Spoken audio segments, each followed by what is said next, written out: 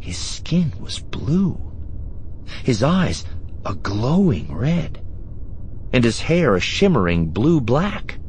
Back home on Lysatra, there were myths about beings like that. Proud, deadly warriors that the stories named Chiss.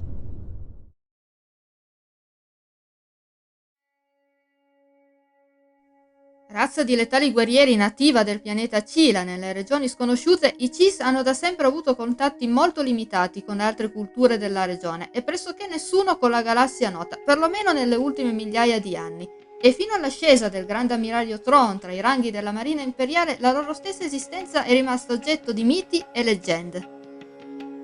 Figli di una cultura guerriera e temuti per la loro potenza militare, con una società isolazionista fortemente basata su famiglie e clan, i Chiss possono quasi essere considerati come i Mandaloriani delle regioni ignote. Ma ciò che li contraddistingue è il fatto che siano organizzati nell'Ascendenza, un antico e potente impero governato dalle 9 famiglie regnanti che ai tempi delle guerre dei cloni dominavano buona parte delle regioni sconosciute. Una nazione recondita, fortemente gelosa dei suoi confini e dei suoi segreti, tanto da arrivare a fare di tutto pur di evitare di compromettere anche solo l'ubicazione del suo territorio, cosa che ha reso l'Ascendenza una sorta di mitico regno del prete Gianni delle regioni sconosciute. Addirittura l'aspetto dei Chiss rimane ignoto a molte popolazioni della regione. So, you are indeed Chiss. We thought you might be after the first meeting between us. But the records of your physical appearance were second and third hand and badly incomplete. A rendere l'ascendenza un tale mistero non è solo il naturale carattere gelido e calcolatore dei Chiss, ma le regioni sconosciute stesse, o come le chiamano i loro abitanti, il caos. Una vasta regione inesplorata della galassia squassata da tempeste solari, supernove e altre anomalie ben più strane, che sottopongono le rotte iperspaziali a continue alterazioni, rendendole di fatto impercorribili alla maggior parte delle navi. Un'instabilità che i Chiss hanno usato a loro vantaggio per migliaia di anni, schermando e proteggendo l'ascendenza da attacchi provenienti dal caos e dal resto della galassia. La data di fondazione dell'Ascendenza si fa risalire a 5100 anni prima della battaglia di Yavin, quando le grandi famiglie Chiss si riunirono tutte sotto la guida della famiglia Stibla, che divenne la prima famiglia regnante. Fu sotto gli Stibla che l'Ascendenza crebbe il proprio potere fino a diventare la maggiore potenza delle regioni sconosciute. Nello stesso periodo e nei millenni a seguire i Chiss si aprirono al resto della galassia esplorando a fondo le regioni ignote e lasciandosi coinvolgere anche negli affari del più vasto spazio minore.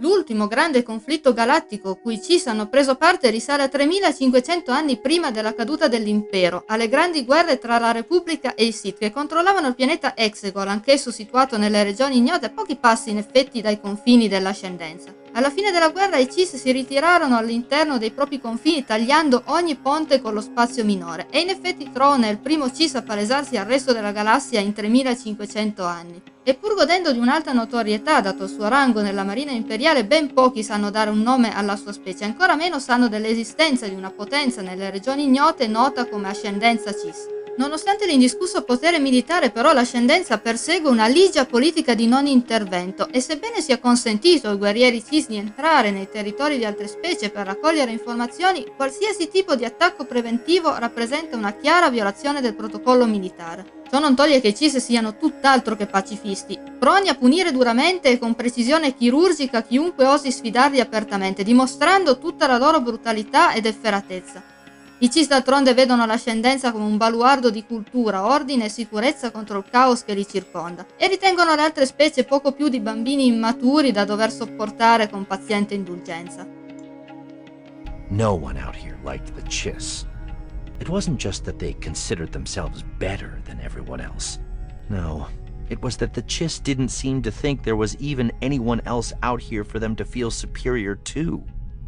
They had a strange and infuriating blind spot where the rest of the chaos was concerned, as if every other species was entirely composed of particularly clever animals, or else had been brought into existence solely for the Ascendancy's benefit. Negli ultimi anni, tuttavia, il sorgere di nuove minacce ai confini del caos ha indotto i Chiss a farsi sempre più consci e guardinghi nei confronti del resto della galassia.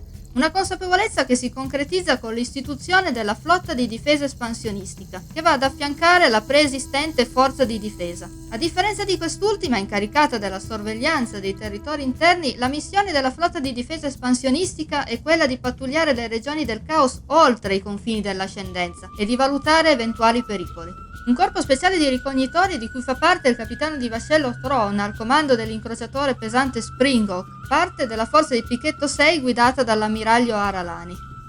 E proprio gli ufficiali e la formazione di Aralani, Thrawn in particolare, arrivano a spingersi fino all'interno dei territori della Repubblica prima, rimanendo invischiati nelle più esterne ramificazioni delle guerre dei cloni ed entrando in contatto con una tecnologia inusitata, i droidi, e poi dell'impero, conducendo peraltro una vera e propria azione militare all'interno della giurisdizione imperiale, cosa tutt'altro che gradita all'imperatore.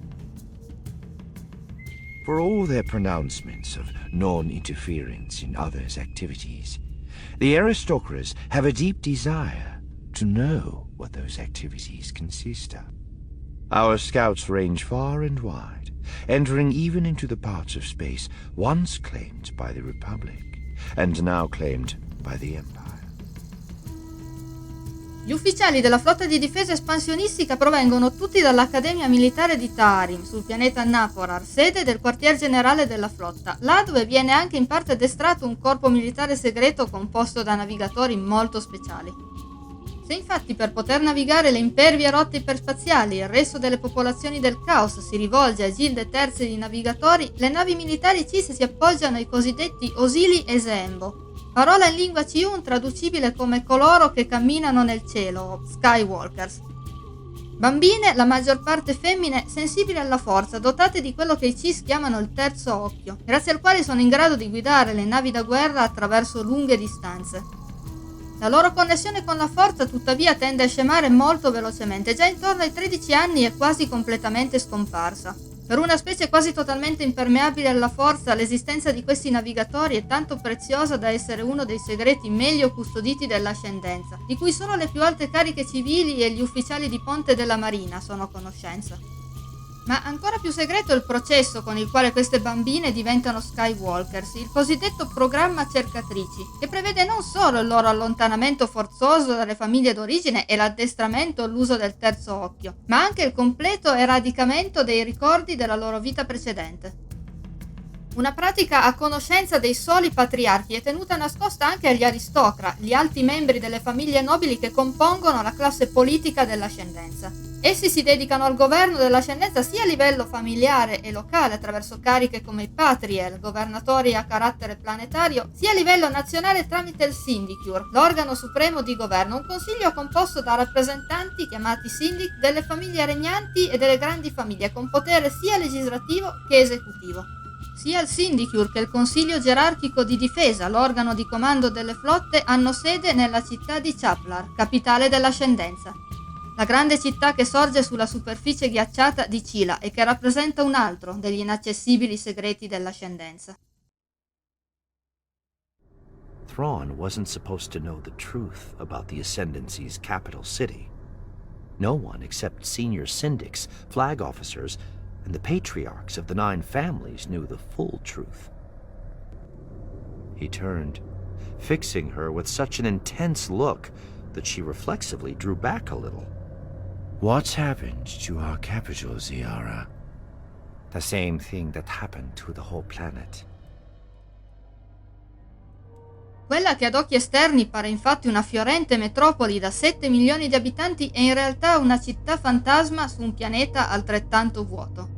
Alcune migliaia di anni prima delle guerre dei cloni, infatti, la stella di Cila cominciò un lento ma inesorabile processo di attenuazione, causando il totale congelamento della superficie del pianeta e una diaspora della popolazione verso altri sistemi vicini come Rentor, Sarci e Avidic. Mentre gli ultimi abitanti di Cila si spostarono sotto la superficie del pianeta, trascorrendo a turno solo brevi periodi di tempo all'esterno per mantenere l'illusione di un pianeta prospero. Una recita portata avanti dagli aristocrati non solo di fronte a possibili nemici esterni, ma anche agli stessi cittadini dell'ascendenza.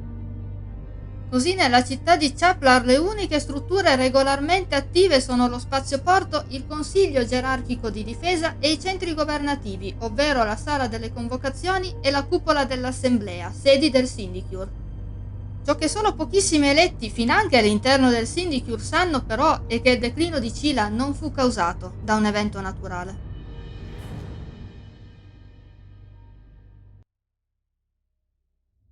The one I'm about to tell you is a secret of the highest order. A secret that could bring ruin to the Starbland myth families.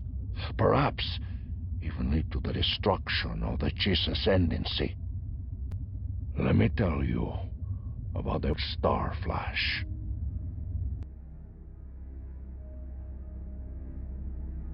Circa 4300 anni prima della fondazione dell'impero, al culmine di una terribile guerra, la famiglia regnante primigenia degli Stibla fu costretta a ricorrere a un'antica superarma nota come lampo stellare. Unica salvezza del pianeta assediato, il lampo stellare fu puntato contro il sole di Cila e attivato. L'esplosione che ne conseguì annientò completamente la flotta nemica, ma alterando inevitabilmente il nucleo della stella.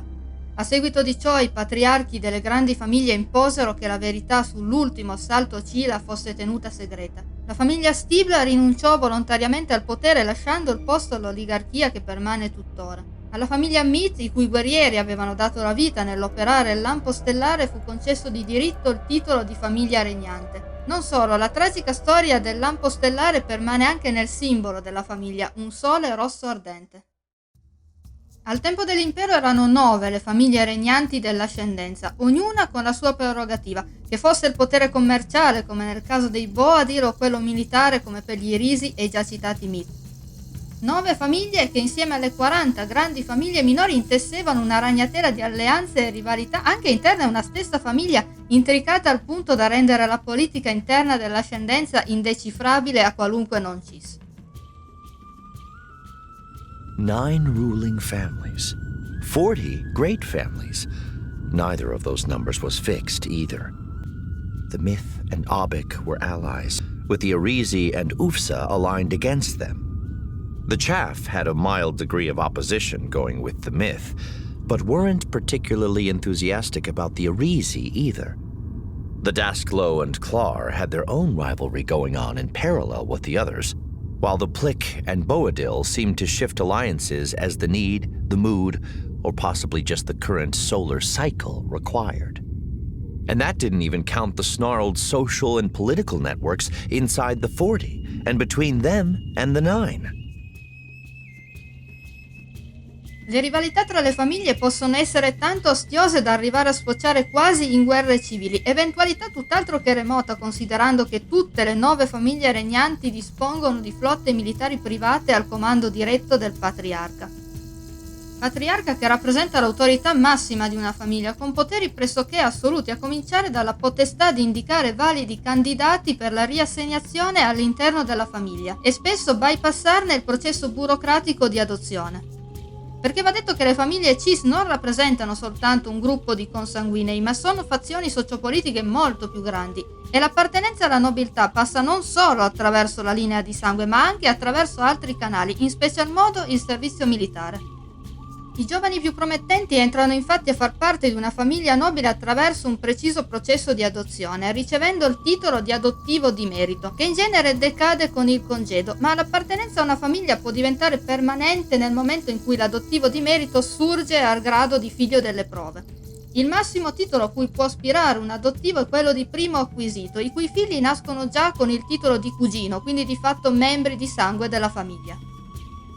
Tutti i guerrieri e gli ufficiali che sono membri di una famiglia regnante ne indossano i colori sull'uniforme e sebbene il Syndicure non abbia alcuna autorità negli affari militari, le famiglie regnanti spesso interferiscono con le operazioni della flotta. Gli unici ufficiali al di fuori delle questioni familiari sono i cosiddetti ufficiali di bandiera, ovvero tutti i gradi al di sopra di capitano di vascello riconoscibili dalla divisa bianca. Questi ufficiali perdono ogni collegamento con la famiglia di appartenenza e fanno voto di lealtà solo e soltanto all'ascendenza. Nonostante questo, i ranghi più bassi sono tutti più o meno mossi da interessi familiari e di fatto l'intera marina è permeata dalla politica. Una politica che arriva a definire l'identità stessa di un individuo, al punto che i nomi stessi sono basati e possono subire modifiche a seconda della famiglia di appartenenza e dello status all'interno della stessa, motivo per cui i nomi cis tendono ad essere molto lunghi e complessi. Tanto che è pratica comune tra i Cis utilizzare la forma contratta del nome, il cosiddetto nome centrale, in tutte quelle occasioni che non richiedono una presentazione formale, e in particolar modo nelle relazioni con le altre specie. You asked my identity. I am now prepared to give it. I am Commander Mithron Neurodo, officer of the Expansionary Defense Fleet, servant of the Chiss Ascendancy. One additional thought. Chiss names are difficult for many species to properly pronounce. I suggest you address me by my core name, Thron. I nomi Cis sono composti da 3 elementi separati da un apostrofo. Il primo rappresenta il nome della famiglia di appartenenza, il secondo il nome di battesimo, mentre il terzo nome è composto da uno o più appellativi o titoli. Il nome centrale si compone invece unendo il nome di battesimo alle ultime lettere del nome della famiglia e alle prime lettere del terzo nome. Ovviamente il nome della famiglia è quello più soggetto a cambiamenti, data la comune pratica di adozione e riassegnazione, ma anche il terzo nome può subire delle modifiche. Nel caso preso ad esempio di Thron, in particolare, il nome cambia non solo quando viene adottato nella famiglia Myth, ma anche quando viene insignito del titolo onorifico Odo dalla famiglia Stibla. Discorso a parte vale per gli ufficiali di bandiera e le Skywalker, che non hanno alcun legame familiare. Nel loro caso infatti decade il nome della famiglia e ci si riferisce a loro usandone sempre il nome completo. Tutto ciò che sappiamo sullo stato attuale dell'ascendenza per ora è che si trova in un periodo di forte fermento, con la minaccia dell'egemonia Grisca alle porte ed agenti esterni a soffiare sulle braccia di una guerra civile pronta ad esplodere. E con il piano di Thrawn di utilizzare l'impero come scudo per la sua gente, compromesso dalla sua scomparsa nella battaglia di Lothal e dalla successiva morte di Palpatine, i Chiss sono probabilmente destinati a combattere la loro guerra da soli, così come storia e destino di una specie che non cerca né alleanze né intese, ma soltanto l'annientamento dei propri nemici. The Chiss must be approached from a position of strength and respect. But never make the mistake of believing forbearance equates to acceptance, or that all positions are equally valid. There are things in the universe that are simply and purely evil. A warrior does not seek to understand them or to compromise with them. He seeks only to obliterate them.